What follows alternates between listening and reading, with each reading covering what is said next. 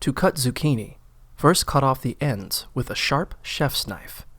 Then, make evenly spaced cuts across the zucchini to cut it into coins.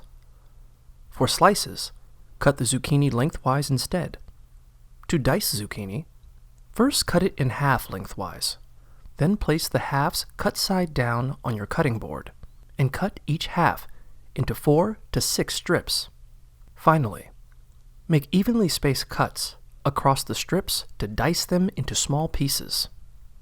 For julienne zucchini, start by cutting off the ends. Then, cut the zucchini lengthwise into a 1/4 inch, 0.6 centimeters, thick planks. Lay one of the planks flat on your cutting board and make evenly spaced diagonal cuts across it, leaving a 1/4 inch, 0.6 centimeters, of space between cuts. Repeat with the rest of the planks.